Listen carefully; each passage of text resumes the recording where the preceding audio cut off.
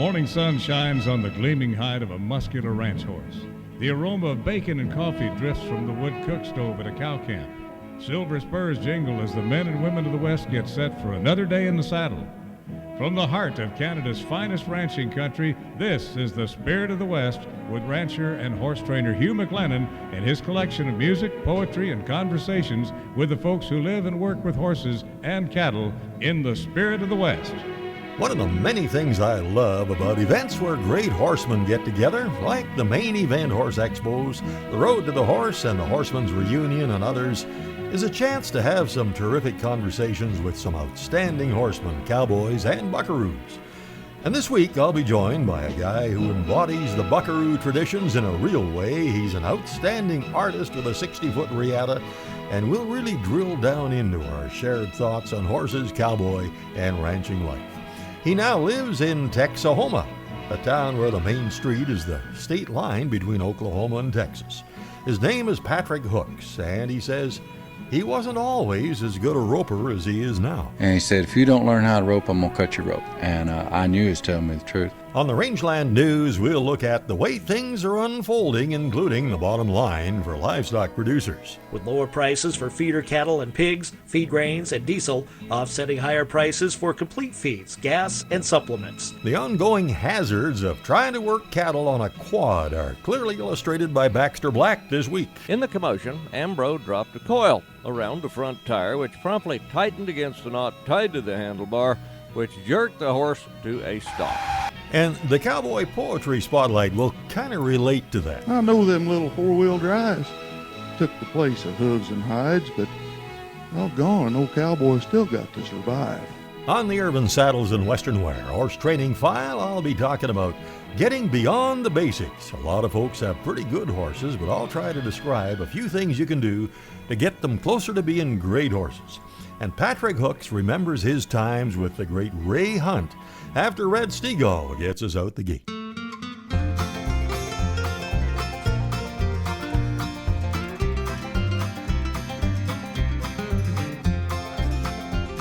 I topped the ridge this morning, looked across the great expanse. I had to stop and thank the Lord for giving me the chance to make my way a horseback in a country most ain't seen. We're the Coleman County Cowboys on our way to Abilene. Oh, the Coosie ain't too grumpy and the cattle ain't too wild, and the stories round the wagon even make a trail boss smile.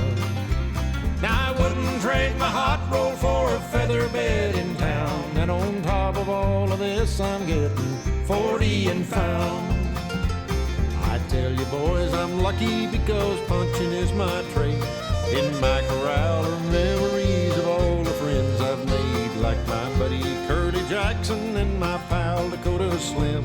If the boss don't wanna pay me, shoot, I reckon I'd pay him. Cause the Coosie ain't too grumpy and the cattle ain't too wild, and the stories around the wagon even make a trail boss smile. Now I wouldn't trade my hot roll for a feather bed in town, and on top of all of this I'm getting 40 and found. Pick it, Badger.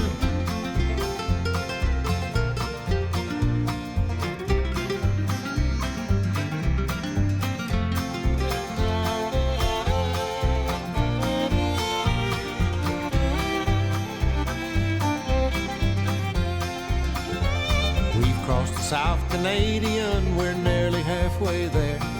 Soon we'll get to change our clothes and shave and cut our hair. We'll probably hoop it up a bit and raise a little cane, then take our beds and saddles back to Texas on the train. Oh, the Coosie ain't too grumpy and the cattle ain't too wild, and the stories around the wagon even make a trail boss smile. Now I wouldn't trade my hot roll for a feather bed in town, and on top of all of this I'm getting 40 and found. Now I wouldn't trade my hot roll for a feather bed in town, and on top of all of this I'm getting 40 and found. Well, we'd hauled Lucky the Wonder Horse, my buckskin mare, out to Red Deer for the main event a few years ago, and I really enjoyed riding her around there, showing her off, and then sitting on her playing my guitar and leading the singing at Cowboy Church on Sunday mornings. It was at that main event that I met Patrick Hooks. He was in the Trainer's Challenge, and I had a great visit with him there, and the first thing we talked about was the legendary Ray Hunt. He was a mentor to me, there's no doubt about that. I don't want to leave the impression that I was big bosom buddies or deep family friends. It wasn't that way with Ray and I, but I could depend on him if I had to go to somebody to ask a question, and I rode in several clinics with Mr. Ray.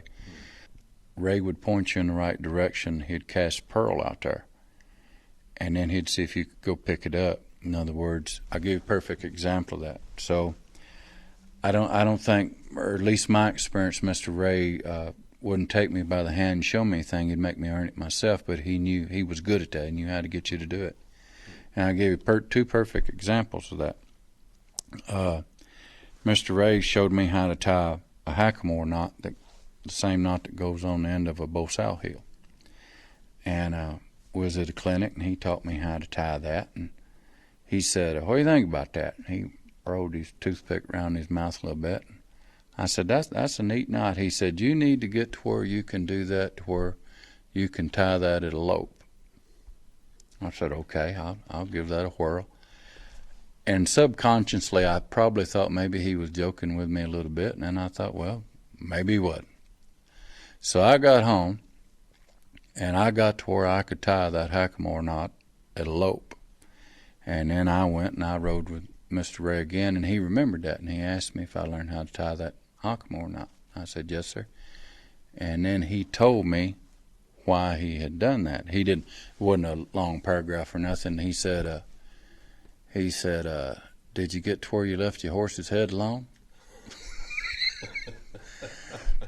I said, "Yes, sir, I did." He said, "Well, okay." He said, "Just so you learn how to tie that knot." And then Ray would say something to me like, "Well, you just keep thinking."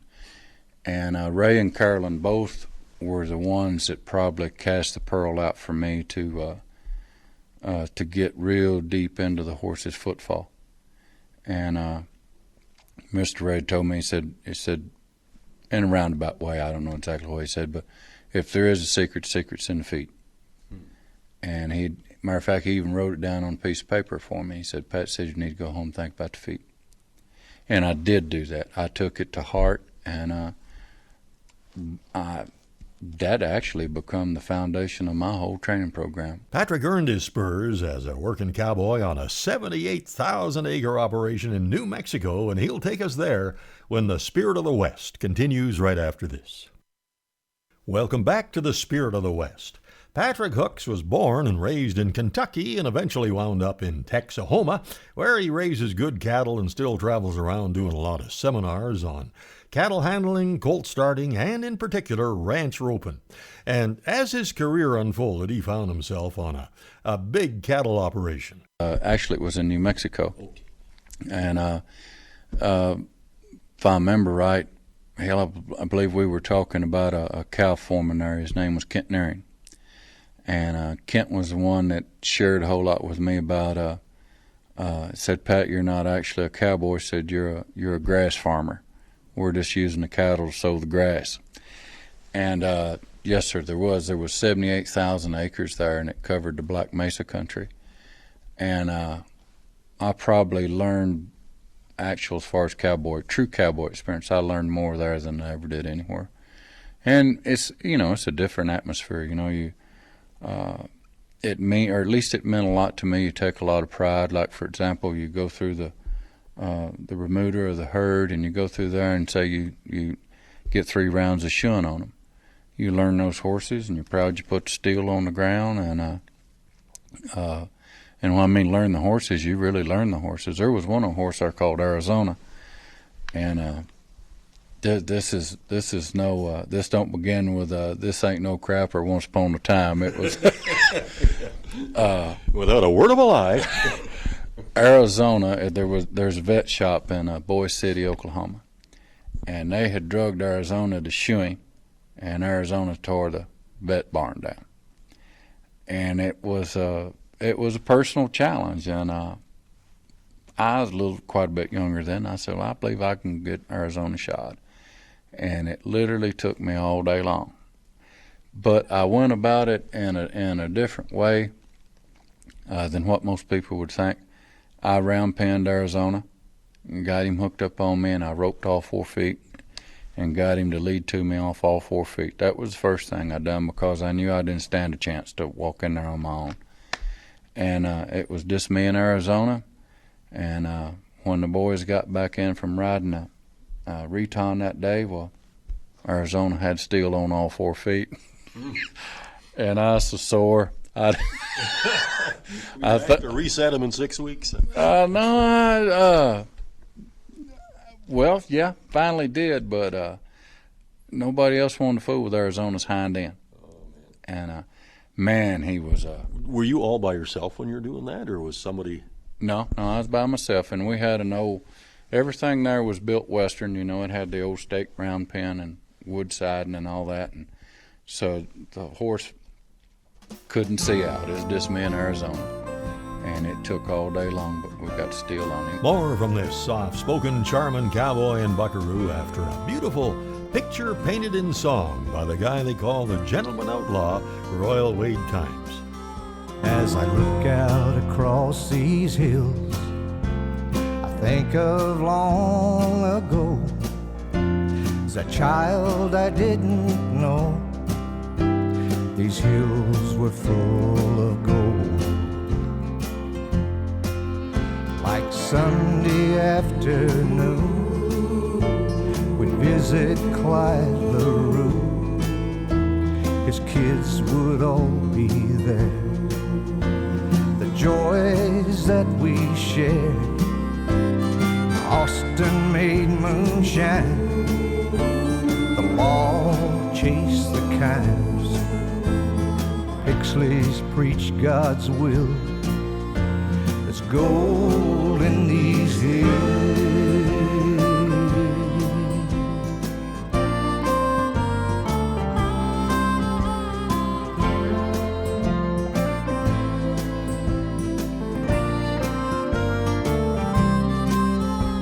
Like old memories of days gone by, and old friends that said goodbye.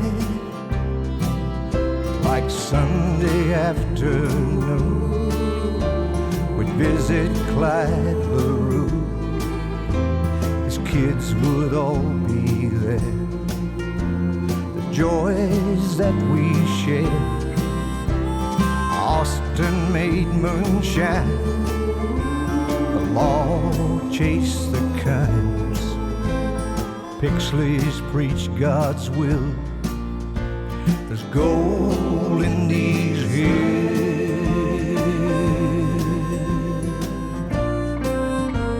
There's gold in these hills. There's gold in these hills.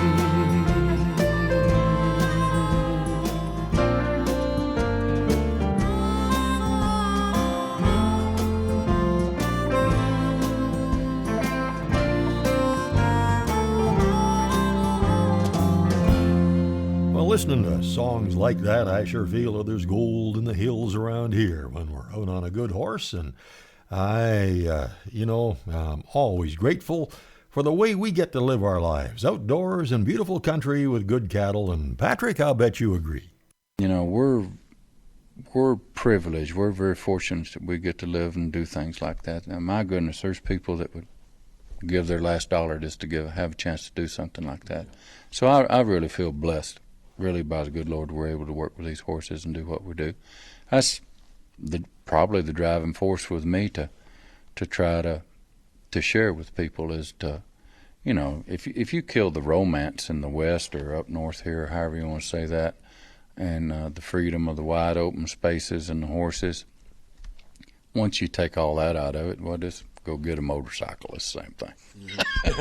That's right. Yeah, we talk about that a lot, and we've got the reality of the economics of the cattle industry and the uncontrollable things that the weather and the markets and everything throw at us, and yet this cowboy world of the West, and it goes right across the border. Cowboy from Alberta or British Columbia or Saskatchewan or Washington or Arizona, we all believe in the same things. The same things are important to us, but there's just so much richness in that way of life. We've got the culture, we've got the poetry that is spoken word, been passed on for generations after generations, but it'll move you to tears if you stop and listen to what some cowboy has written all by himself at a cow camp somewhere about, the deep feelings he has for that way of life. We've got the beautiful rawhide braiders, the horsehair hitchers, the saddle makers, the silversmiths, and the wonderful ranch roping styles with a 60-foot riata like I saw you making backhands and hula hands and overhand throws and everything. I mean, there's such a rich culture to this way of life that it goes far beyond the economics of the cow business. Well, I agree with you, and to me that's... Get me off my soapbox now. No. I enjoy visiting. I love to listen just as much as I do talk, I guess. But take for example that ranch roping. My goodness, the history on that is just unbelievable. And I tell you what, I'm pretty easy humbled now when it comes to watching some of these guys with the rope. And I could go to naming names, but I could easily take lessons from many of them. Well, you'll hear more from Pat Hooks before we're done for today, and next Baxter Black. And a look at what can go wrong when you try working cattle on a four-wheeler. And then it's the Rangeland News, when the Spirit of the West continues right after this. Howdy, friends. This is Baxter Black on Spirit of the West with Hugh McLennan, and I'll be right back after this with a little peek at Old Ways Die Hard. Your land is a legacy, a challenge from those who tended it before you to build on their foundations. At Corteva Agriscience, we understand what it means to be the stewards of a legacy. We embrace the challenge of building on the foundation of Dow AgroSciences to maintain your trust, to bring new solutions, to help you care for your land. See how we can help build your legacy at rangeandpasture.com. And for our Canadian listeners, just check corteva.ca, the Canadian website. The old ways die hard. Even after Gary had converted his western Nebraska cow operation to four-wheelers, Ambrose still thought of that four-wheeled monster as his horse. I broke the horse, Ambrosia said in his melodious Spanish accent. You broke the horse? Asked Gary, ready for anything. What do you mean? Well, according to Ambrose, he'd been out sorting cow-calf pairs that morning. One big calf kept ducking under the barbed wire fence. Frustrated, Ambrose took his horse through the wire gate to get the calf back. He'd been a buen vaquero in his youth and prided himself on his roping. He tied it hard and fast to the four-wheeler's handlebars and took up the chase. It made swinging his loop and carrying his coils a little unwieldy. The calf was quick and led Ambrose around the flat through the swales like dry leaves being chased by a lawnmower. In the commotion, Ambrose dropped a coil around the front tire, which promptly tightened against the knot tied to the handlebar, which jerked the horse to a stop. Ambrose dismounted to peel the rope off the horse's foot. It took off by itself. Being in third high, the chase gear had begun to make circles around the vaquero, who held tight to the other end of the rope like a line line.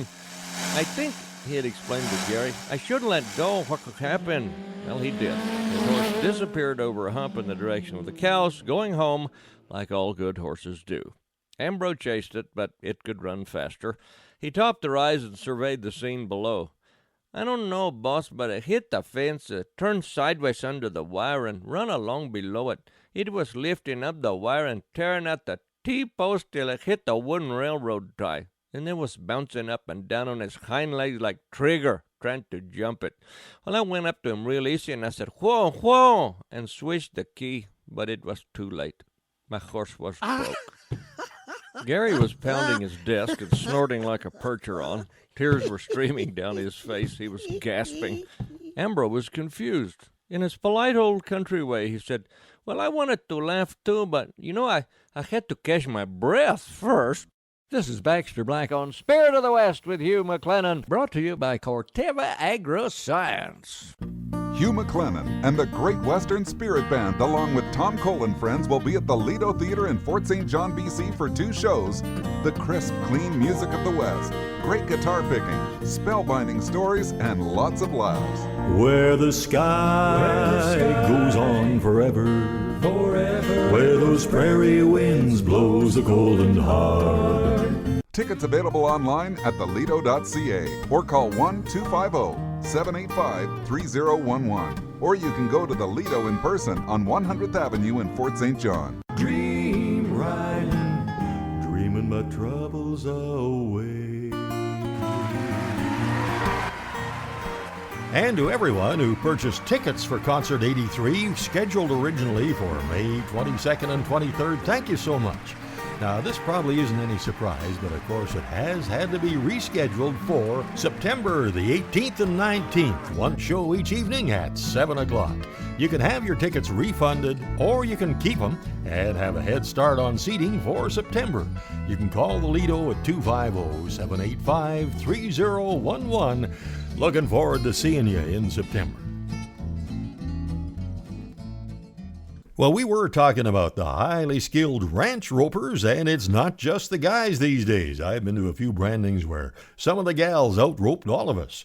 Now, just ahead of the rangeland news, here's something from a project that the great Nathan Tinkham produced for Cindy Church, Cowgirl's Lullaby.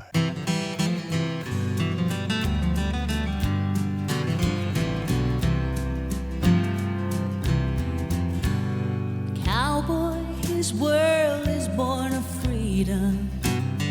Life that he leads is truly his own. But the woman he loves is quite often found weeping as he rides the prairie and leaves her alone. Oh, there's many a night she lies there waiting, fooled by the wind her sweetheart she hears. Restlessness calmed by the sound she imagines, sounds that have soothed her for many years. And this cowgirl's lullaby she hears on the air reminds her of as he rides through the night and soothes her sweet soul. She lies there alone, embraced by the tone of a cowgirl lullaby.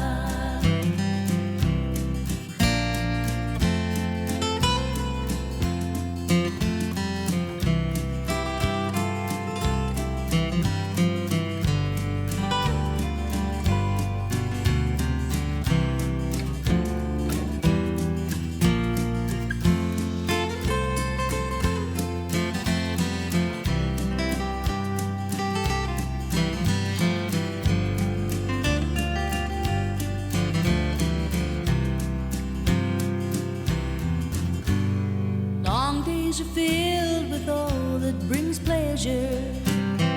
Work at 11, one and the same. She considers her lifestyle to be quite a treasure. At night she still longs for him to be home again. And this cowgirl's lullaby she hears on the air reminds her of as he rides through the night and soothes her sweet soul as she lies there alone, embraced by the tone of a cowgirl lullaby. And this cowgirl's lullaby she hears on the air reminds her of The Rangeland News from the Spirit of the West. A roundup of issues and events from the world of agriculture. Thank you, Jeff. At the top of page 1, it says there are some interesting and possibly revealing numbers in the USDA's report on prices received for agricultural commodities, and I don't know if the trend line is going in the right direction. Anyway, here's Rod Bain with more. Livestock producers received 20% less price-wise for their commodities in the month of April.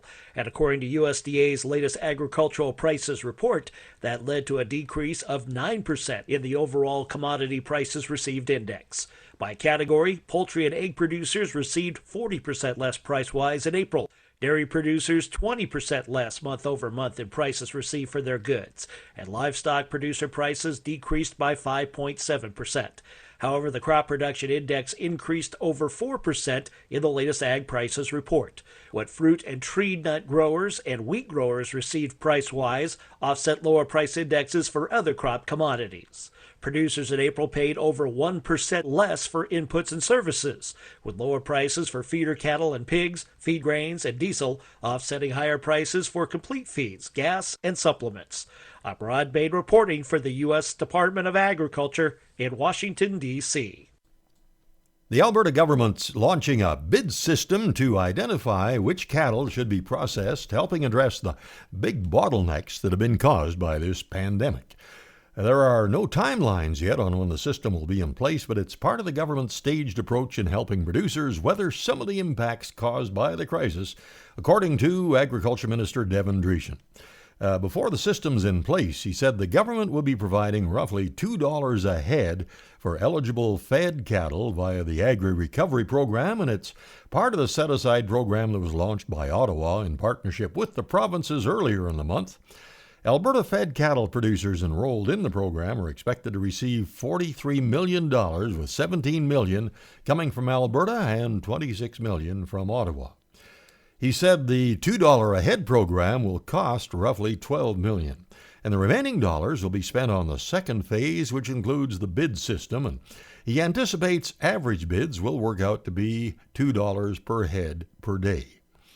As well, he added that the open U.S. border should make things easier. Meanwhile, though, the Canadian Cattlemen's Association is monitoring recent musings from U.S. President Donald Trump about terminating trade deals that allow cattle to enter the U.S. as a way to help the American beef industry. And CCA Executive Vice President Dennis Laycraft said the association made quick contact with the National Cattlemen's Beef Association in the U.S. to address the idea, which would be contrary to beef industry interests. And the president, in his musings, said, "I read yesterday where we take some cattle in from other countries. We have trade deals. I think you should look at terminating those deals," unquote. He also said, "We have a lot of our own cattle in this country." Meanwhile, Marty Smith, the president of the NCBA, said it was something I wish the president hadn't said. He said the suggestion may have resulted from some misunderstanding. Meanwhile, the next regular cattle sale at the BC Livestock Co-op in Kamloops is June 23rd, and July the 9th at the Vanderhoof Yards. It's the annual sheep and goat sale, and you can get the sale schedules, all the details, and see the sales streaming live at bclivestock.bc.ca. Meanwhile, at the Innisfail Auction Market, regular cattle sales every Wednesday, and there have been a lot of good cow-calf pairs coming through. You can get lots of information by contacting Danny, Mark, or Dwayne toll-free at 1-800-710-3166 or go to InnisfailAuctionMarket.com. And, of course, to everyone who purchased tickets for Concert 83, May the 22nd and 23rd, with the Western Spirit Band and Tom Cole and friends, thank you so much. And this probably won't surprise you, but it has been rescheduled for September 18th and 19th. And you can have your tickets refunded, or you can keep them and have a head start on seating for September. You can call Alito at 250-785-3011, and boy, are we ever looking forward to getting back up there in September. And I guess that takes us down to the final item. This one comes from an old friend of mine, longtime television producer Dave Somerton.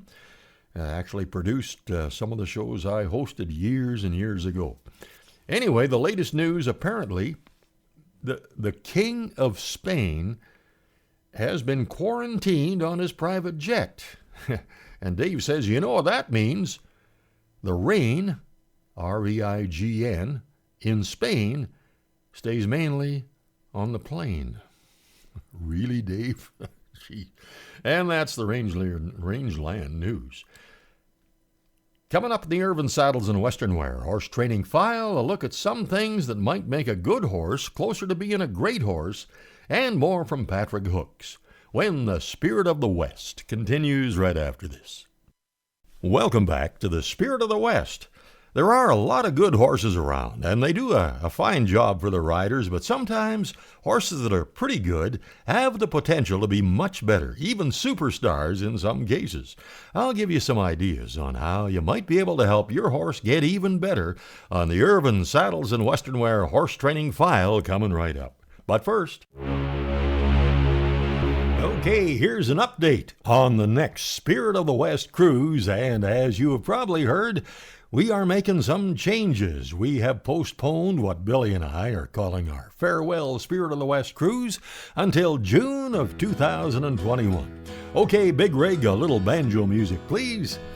We still expect to have just about everything we had planned for this year in place for next year, and Jim and Karen have said, if you'd like to come, then your deposits will be held until then. We're already making plans and preparations for having the whole group start things off June 17th, 2021 with a visit to the McLennan Ranch and a concert with the Western Spirit Band. We'll have coaches to take you all from our place up the beautiful Sun Peaks for a wonderful alpine experience, and then we all head down to Vancouver. A night in the spectacular Fairmont Waterfront Hotel. Something really special planned for the next morning, and then we board Holland America's Conningsdam for a 7-day cruise up the Inside Passage to Alaska. And there'll be a lot of extra events for our group, including the famous White Pass Rail Tour. For everybody currently booked, there will be complimentary drink packages, complimentary specialty dining for one night, and shipboard gratuities will be paid for each guest. And this is available as well for everyone who books before the end of June this year. We would like to thank all of you who are planning on joining us in July and hope that you can adjust the dates and join us in 2021. We'll keep you informed with the details as they come, and as always, Megan, Jim, and Karen can give you lots of information. 1-800-530-0131. And at this point, of course, we don't know really what's coming down the trail at us in these uncertain times, but there has been some speculation that in the future the price of cruising is going to have to go up. So if you do decide to book with our farewell cruise in 2021, you won't be paying an inflated price. Now it's time for the Horse Training File, brought to you by Irvine Tack and Western Wear, Canada's largest Western store. Saddle up for spring with a little help from Irvin Tack and Western Wear. Exciting news, folks. My friends at Irvin's tell me they're back to regular store hours, 9 a.m. till 9 p.m. Monday through Saturday, Sundays 10 till 7. And whoa, Nelly, you should see all the new spring arrivals. The biggest names in Western wear: jeans, jackets, boots, hats, belts, shirts, and more. They've got it all, so hurry in today. Look and feel your very best in the latest for spring from Irvin Tack and Western Wear, exit 305 off Highway 2 by Crossfield. Canada's largest Western store. And if you don't live right around there, you can, of course, shop online at urbansaddles.ca. Well, I've talked with a lot of riders in the last few weeks who are doing well and their horses are working nicely. They're dependable and safe to ride, quiet and responsive, but they all felt that their horses had more potential, and they'd like to know how to have them get even better. Well, I love the idea of advancing beyond the basics, and even though your horse is well broke, has been ridden for a few years, I've often felt the journey is never complete. There is no such thing, in my mind, as a totally finished horse. Now, our life is still involved in the cattle business in many ways, and a lot of the riding I do between calving and winter is working cattle in a lot of different situations, and I still think that if you look at this work as an opportunity to get your horse better, there's nothing like it. But when there is not that opportunity, I still love to ride. And here's what I've found really helps. Let's say I've got 2 or 3 hours available for each horse I want to work on. After a quick pre-flight check on his ground response, I'll ride up the trails and through the bush for about an hour, and I'll get him into a trot right away, let him warm up his systems, and as I feel he's warmed up and I hear him blow his nose, then I'll ask him to lope on a lead that I pick for him for several hundred yards.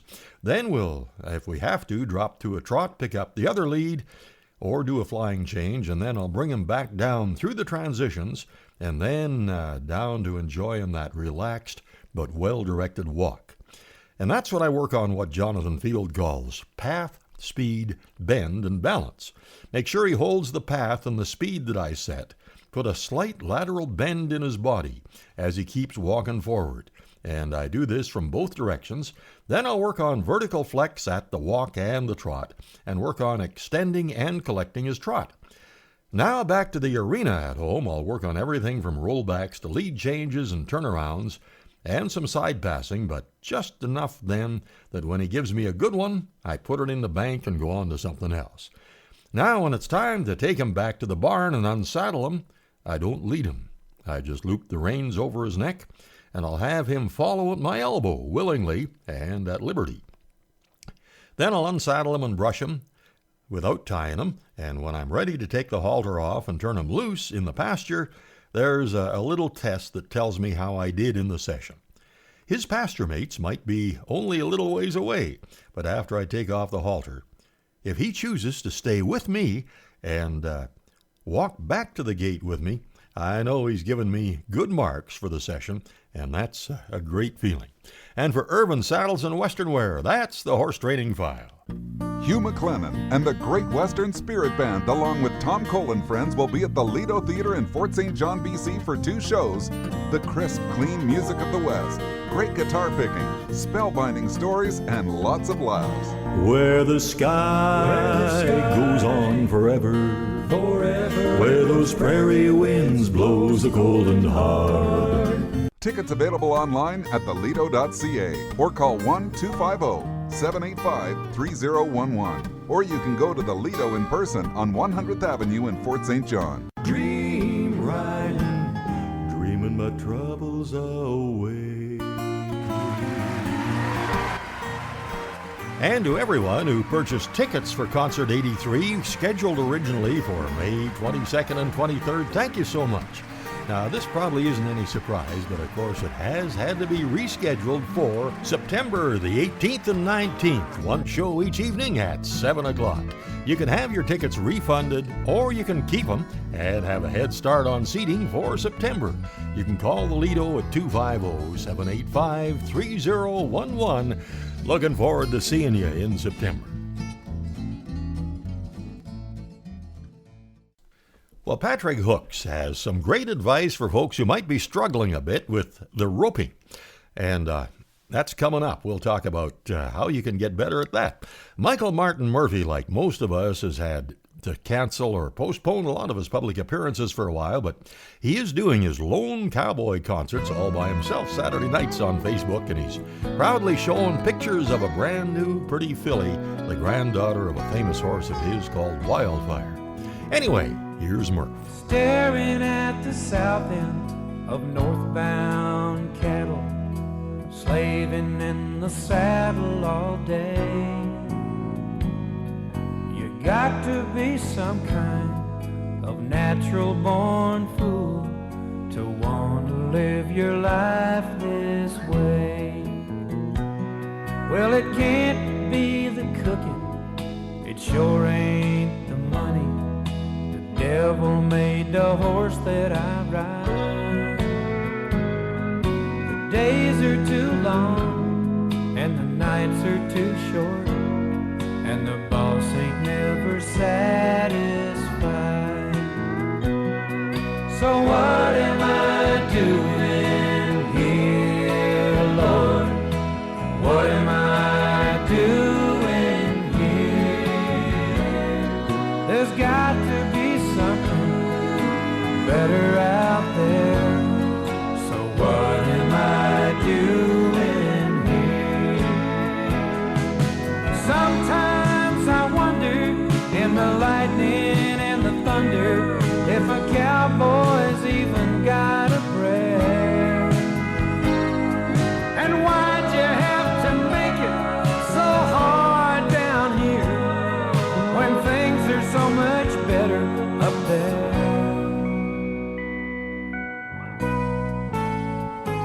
Now the Lord called his angels all around the throne, said, boys, I must be wasting my time, 'cause I thought I gave the cowboy a pretty good life. He's complaining till the day he dies. So what am I doing here, boys? What am I doing here? There's got to be something better out there. So what am I doing here? There's got to be something better out there. So what am I doing here?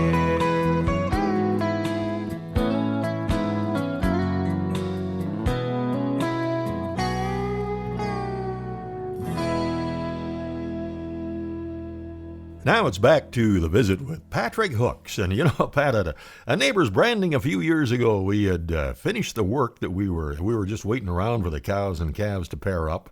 And as us guys do so often, we were just throwing practice loops at various targets.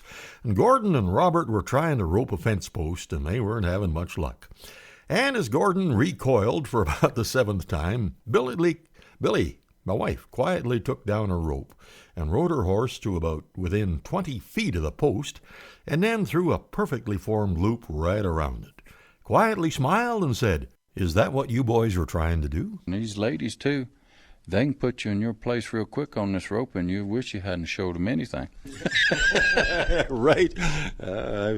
I just love watching these guys. I just grew up in pretty heavy brush country, and I used a 30-foot nylon rope, and you probably saw a little rubber on my horn, and that's the way I learned in all those years. That's the way we did it, and we had one shot, and I rode with a lot of guys that tied hard and fast, and that was, the way it was done at that time. And I have experimented and played around a little bit, and when Bob Kaufman, who was actually going to be one of the judges in the Trainer's Challenge, a wonderful saddle maker, he built that saddle that I had today, and he said, "Hugh, you should try a long, soft rope and just leave that mule hide wrap on there and do a few brandings and kind of get the hang of it." Well, the first branding I went to, pretty big, soggy calves, and I had about a 40-foot nylon, but I didn't have any rubber on there. And by the time I finished, the swells of my saddle were red with the blood from my knuckles from being slammed into that horn. And I phoned Bob, "Well, maybe in your case you might want to put one little piece of rubber on there." Well, that's a neat deal. I'll tell you another comment. A person would have probably paid to cut my rope up. Matter of fact, a buddy of mine, Bill Black, one time threatened to cut my rope up. And he said, "If you don't learn how to rope, I'm going to cut your rope." And I knew he was telling me the truth. But even on the roping deal, Hugh, I'll never forget how embarrassed I was. One of the first brandings I ever really rolled in on, and I promised myself after that, I said, "I'm gonna learn how to rope." And because the truth of the matter was, if you wasn't dragging 2 feet to the fire, you got asked to leave after you missed about 2 or 3 times. They could tell, and you got back on the ground crew. Very long story short, that one spring and fall, we branded just a little bit over 11,000 head of cattle. And by that year, not only could I was a hand in the branding pen, I really didn't care if I ever seen another calf in the branding pen. No, it was fun for the first 1,000 or so. Yeah, and it's great on your horses. And after a while, I got a snubbing horse by the name of Cutter, and Cutter's on full automatic. You didn't even have to pick up your reins. You could walk in, throw your drive-by or flank shot and get 2 feet. As quick as he's seen the rope released, he had already turned and gone towards the fire. And finally, on the roping, I quit beating myself up. And I kind of looked at it like, I wouldn't take a 9-pound sledge and build a set of cabinets with it. I need a finishing hammer. I need a sledgehammer. If I'm going to frame, I need a framing hammer. And that's the way it turned out to be, this roping. The right rope for the right situation might make it easier, and we're going to bring Patrick back in a week or two to expand on that and have more stories for us. Coming up, our classic Song of the West for this week, and in the Cowboy Poetry Spotlight, a town job for a retired old cowboy, when the Spirit of the West continues right after this. Welcome back to the Spirit of the West. This week's classic Song of the West comes from the pen of Woody Guthrie, and his biography, by the way, is a fascinating read.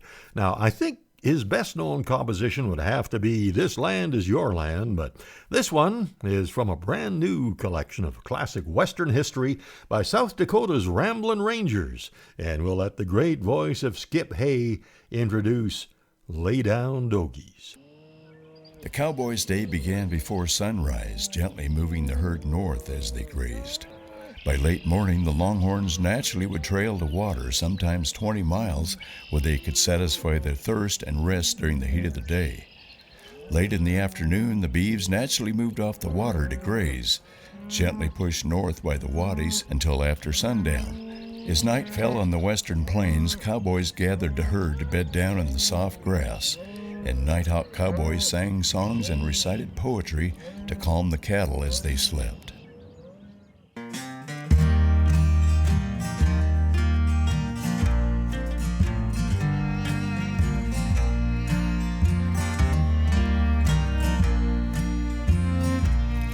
Lay down, little doggies, lay down.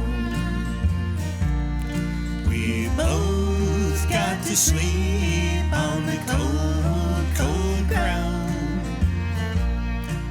The wind is blowing colder and the sun's going down. So lay down, little doggies, lay down. Hit this old beef trail just 2 months ago. We blistered in the sun and we froze in the snow. In 10 days we're coming to a packing house town. So lay yourselves down, little doggies, lay down. This Dodge City trail, she's a hard road to go. Up the Texas flat plains from old Mexico. I got dust in my eyes and mud in my nose. So lay yourselves down, little doggies, lay down. Lay down, little doggies, lay down. We've both got to sleep on the cold, cold ground. The wind is blowing colder and the sun's going down. So lay down, little doggies, lay down. That hole of water we drank and got sick. Curled up our hair, tied our tails back in kinks. We got lost in a blind canyon, tippy-toeing around. So lay yourselves down, little doggies, lay down. So here now we come to the end of our trail. Your hair, hide, and carcass to the stockyards I'll sell. I'll see you in a tin can when you get shipped around. So lay yourselves down, little doggies, lay down. Lay down, little doggies, lay down. We've both got to sleep on the cold, cold ground. The wind is blowing colder and the sun's going down. So lay down, little doggies, lay down. So lay yourselves down, little doggies, lay down.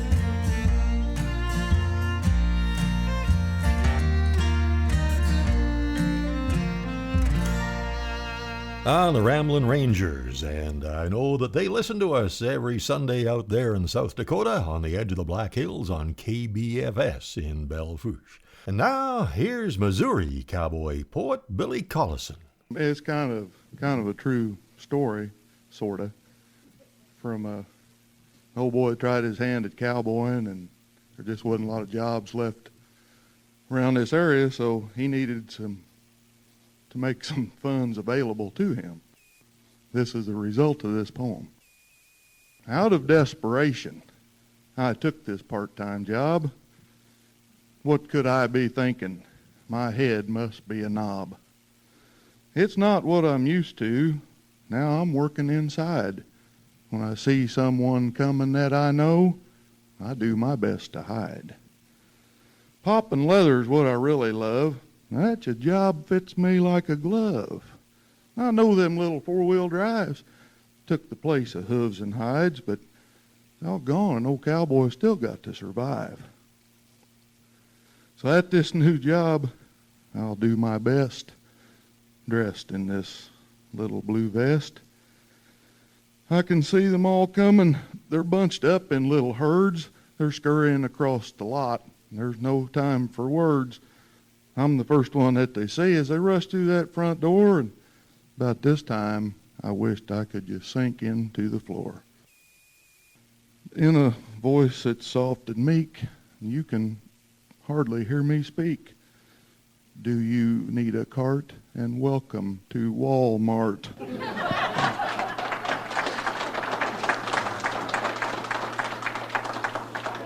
Thank you very much. Well, thank you so much for riding along this week, and I sure hope you can join us right here next week at the same time.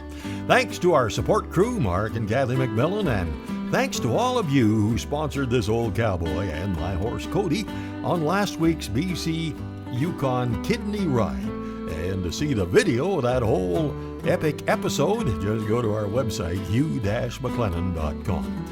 And that's where you can get the links to download this program as a podcast and to watch it on YouTube. And if you enjoy this, I know you'll love Canadian Cowboy Country Magazine. Subscribe online at cowboycountrymagazine.com. Till next week, I'm Hugh McLennan. Hope to see you down that trail somewhere real soon.